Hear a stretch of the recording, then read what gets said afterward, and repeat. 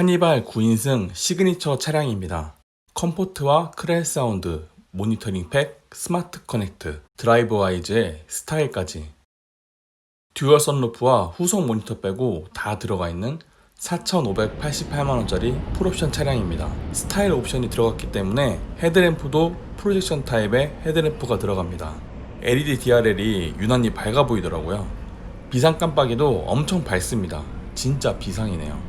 실내에 타면 가장 먼저 보이는 건 앰비언트 무드램프인데 솔직히 멋지다는 느낌이 전혀 안 듭니다. 컬러 변경도 안 된다고 하니까 너무 아쉽더라고요. 전 좌석 세이프티 파워 윈도우 적용되어 있고 버튼의 재질이나 눌리는 감각은 K5와 동일합니다. 두 가지 소재를 복합시켜 만들어 놨기 때문에 적당한 고급감을 느낄 수 있고요. 시그니처이기 때문에 1열 도어 센터 스티치가 적용되어 있는데 바로 이겁니다. 가죽 재질이 폭신폭신해서 느낌이 좋더라고요. 스피커 부분은 플라스틱이지만 저렴한 느낌은 아니고요. 여기에 우드 재질의 마감재가 들어가 있는데 진짜 우드가 아니긴 하지만 느낌만큼은 우드 같습니다. 상단 부분은 가죽을 덧댄 것 같지만 가죽은 아니고요. 윈도우 부분에 살짝 나온 턱도 K5와 동일하긴 합니다. 스티어링의 가죽 재질 부드럽고요. 이번 카니발 신형의 전반적인 가죽 재질이 이전 카니발보다 한 등급 올라간 것 같습니다. 이전 카니발은 이 정도 수준은 절대 아니었거든요. 클락션에 둘러진 깨알같은 은색 테두리도 심심할 뻔한 스티어링을 고급스럽게 만들어줍니다. 패들 시프트의 조작감은 그냥 그렇습니다. 시동 버튼은 멀찌감치 떨어져 있더라고요. 스티어링에 가려지지 않는 위치라 좋았고요. 볼륨 조절 다이얼과 비상등 버튼은 물리 버튼입니다. 다른 버튼을 터치 버튼으로 하는 건 용서가 되지만 비상등 버튼만큼은 물리 버튼을 사용해야 되죠.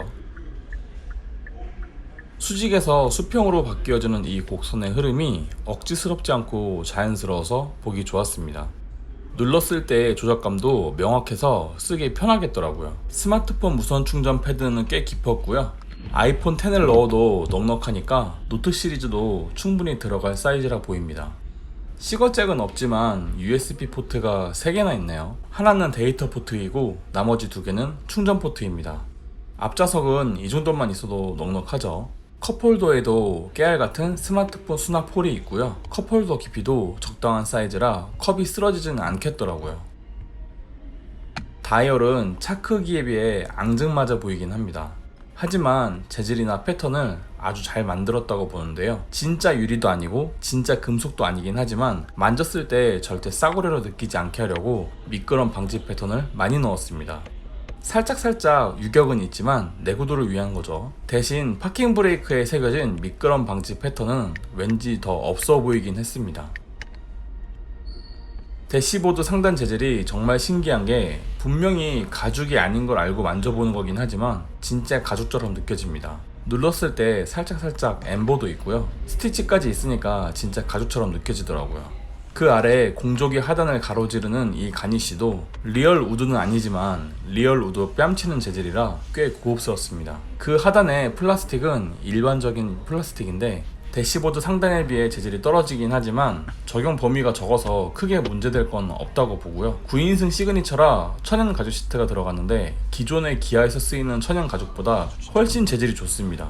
순간 나파 가죽인가? 할 정도로 가죽 재질이 좋았어요. 앞으로 모든 천연 가죽 시트가 이 정도로만 나와준다면 굳이 나파 가죽 할 필요 있을까 싶었습니다. 워크인 스위치는 앞뒤 조절, 등받이 조절 됩니다. 원터치 무중력 자세 만드는 기능은 없더라고요. 센터 콘솔 암레스트는 진짜 넓습니다. 여기에 의자 하나 만들면 되지 않을까? 그럴 정도로 센터 콘솔의 넓이는 넓었고요. 대신 콘솔 하단 수납 공간은 좀 낮습니다. 아이폰 10 세워 넣으면 센터 콘솔 안 닫혀요. 얼마나 높이가 낮은지 느껴지시죠? 대신 잡다운 동전, 열쇠 놓는 공간이 깨알같이 존재하긴 합니다. 열선 시트, 통풍 시트, 조작 토글인데 저는 이 토글 스위치는 좀 더 명확한 조작감이 있었으면 좋겠어요. 하지만 그 옆에 버튼들은 부드럽게 잘 눌립니다. 버튼마다 돌기를 넣어주면 보지 않고 누를 수 있어서 좋긴 한데 거기까지 바라기엔 제가 좀 너무하긴 하죠. 니트 내장재나 스웨이드 천장재가 아니라서 A필러나 천장은 그냥 일반적인 마감재입니다. 스포티지도 옵션 조금 올라가면 니트 되는데 카니발은 너무 넓어서 뺐나 싶더라고요. 송풍구 조절 버튼은 잘 만들었더라고요. 가운데 조절 너브만 움직이면 되고 나머지는 고정되어 있기 때문에 바람의 방향을 어디로 돌리던 디자인은 그대로 되어 있습니다. 이런 건 참 깔끔하고 이쁘죠. 9인승 뒷좌석에 앉아보았습니다. 윈도우 조절 버튼 부분이 아주 깔끔하더라고요. 열선 시트, 통풍 시트, 윈도우 높낮이 조절이 여기 있는데 앞좌석과는 달리 플라스틱으로 마감된 건 좀 아쉽긴 하지만 그래도 여긴 거의 만질 일이 없으니까 참고 넘어갈 수 있습니다. 앰비언트 무드램프도 깨알같이 들어가 있긴 하고요. 시트 하단에 발 공간 적당히 있습니다. 가장 궁금했던 확장형 센터 콘솔을 열어봤는데 이거 생각보다 꽤 길게 나오더라고요. 상단 트레이는 얕긴 하지만 뭐 넣어두었을 때 소리 나지 말라고 고무 바닥으로 마감되어 있고요. 하단의 서랍도 꽤 공간이 깊습니다. 아이 키우는 아빠 입장에서 설명해보자면 대형 사이즈 기저귀 한 10개 놓고 대형 물티슈 하나 충분히 들어갈 것 같아요. 상단 트레이 좌우 넓이도 꽤 넓고요. 아이폰 X이 세로로 충분히 들어가고도 남죠. 대신 하단 트레이는 상단보다 좌우 폭이 조금 좁기는 하지만 깊이가 깊으니까 봐줄 수 있습니다. 아이폰 X이 들어가면 살짝 남는 정도의 깊이입니다. 센터 콘솔 컵홀더에도 스마트폰 슬롯이 있네요. 별거 아닌 것 같긴 하지만 실사용 시 자주 쓰게 될 겁니다. 220V 콘센트는 최대 허용 용량이 200W라 물 끓이는 건 택도 없고요. 여기에 시거잭이 왜 있지 싶지만 뭐 파워소스는 뭐든 있으면 좋다고 생각합니다. 조수석 뒷면의 봉투걸이도 카니발 같은 차에선 사용 빈도가 꽤 높죠. 천장에는 버스 송풍구 같은 에어컨 토출구가 있고 후석 승객 확인용 센서가 천장에 달려 있습니다. 이게 파리만 날아다녀도 경적이 울린다는데 잘 해결되었을지 궁금하네요. 2열에서 컨트롤러는 에어컨 조절부입니다. 뭔가 조촐해 보이지만 있을 건 다 있죠. 2열 좌석도 1열과 마찬가지로 가죽 재질 좋고요.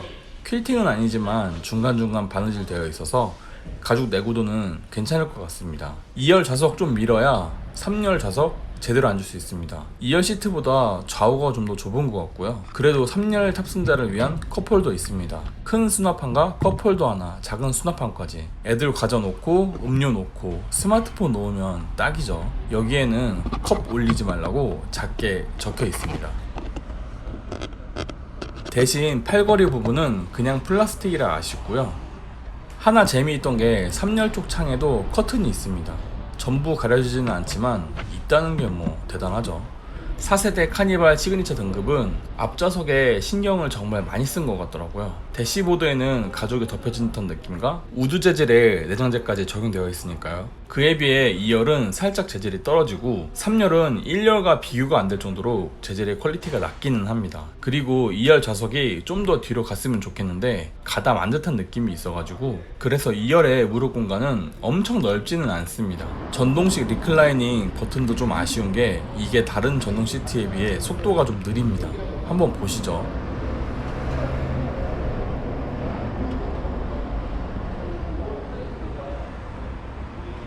시트를 세우는데 하루 종일 걸리죠.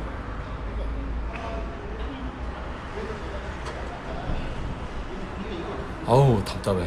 그냥 가기 아쉬워서 조수석에 앉아봤습니다. 여기 시거잭 하나 숨어 있네요. USB 포트 정 부족하면 여기까지 쓸 수 있습니다.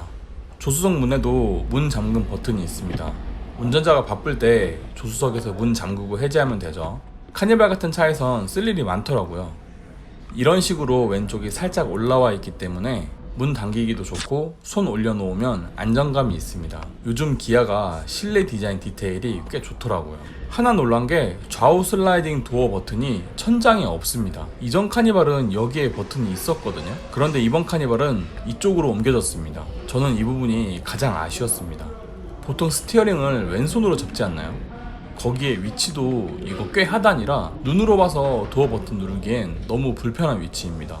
버튼에 돌기라도 조금 넣어주지 이 위치는 정말 에러라고 볼 수 있어요. 슬라이딩 도어 열고 닫는 거 한번 보시죠.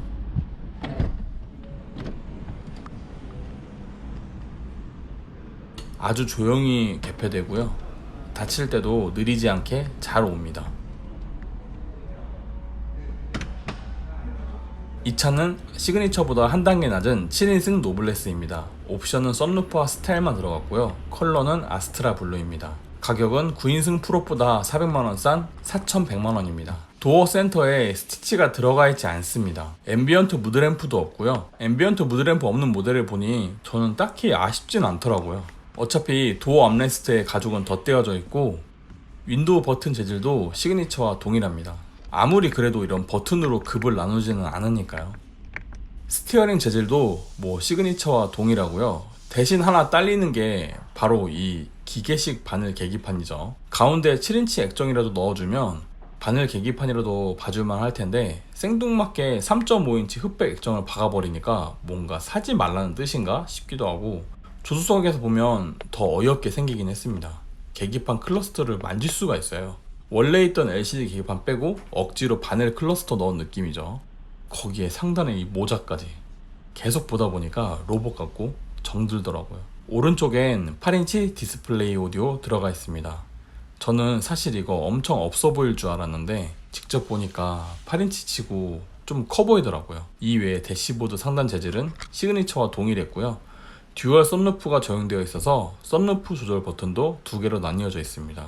앞은 열리기까지 되고 뒤에는 틸팅만 됩니다. 앞좌석의 썬루프는 크기가 크지는 않지만 좌우폭은 넓습니다. 시트의 형상은 시그니처나 노블레스나 거의 같지만 가죽 재질 차이는 정말 심하게 많이 납니다.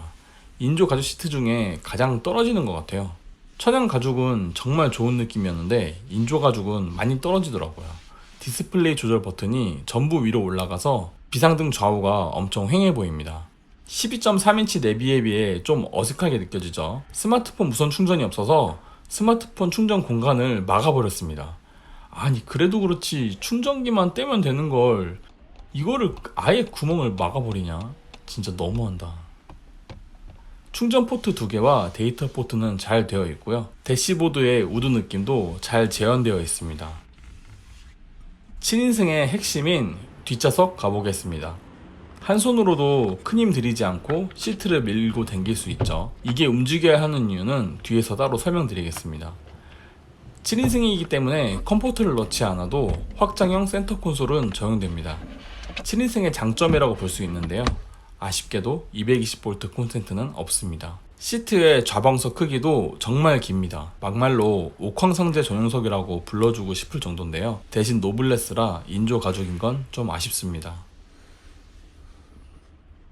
7인승의 2열 시트가 좋은 점이 이런 식으로 윙아웃을 접으면 머리를 기대고 자기가 좋죠. 근데 천장이 좀 낮긴 하네요. 썬루프 때문에 그런가? 2열 시트가 좌우로 움직여야 하는 이유는 바로 바깥쪽으로 나와 있는 상태에선 충분히 뒤로 갈 수 없기 때문입니다. 여기가 이런 식으로 걸려버려요. 시트의 폭이 넓어서 3열 트레이에 닿습니다. 그렇기 때문에 시트는 옆으로 밀어주고 뒤로 밀어야만 3열 트레이에 닿지 않고 뒤로 쭉 밀 수 있습니다. 근데 이거 카메트가 너무 고정이 안 돼요. 조금만 왔다 갔다 해도 카메트 밀리고 난리입니다. 딱 보니까 카니발 추구하시는 분들은 차 받자마자 매트 먼저 바꾸고 시작할 것 같습니다. 여기에 모노륨 깔고 매트 까는 것만 해도 꽤 돈인데 이런 식으로 매번 매트 정리할 수는 없잖아요. 또 그래도 2열 공간이 넓기는 합니다. 1열 썬루프에 비해 2열 썬루프는 꽤 넓습니다. 파노라마가 아닌 게 아쉽긴 해도 1열에 비하면 폭이 훨씬 넓긴 하죠. 공기 순환에는 괜찮은 것 같습니다.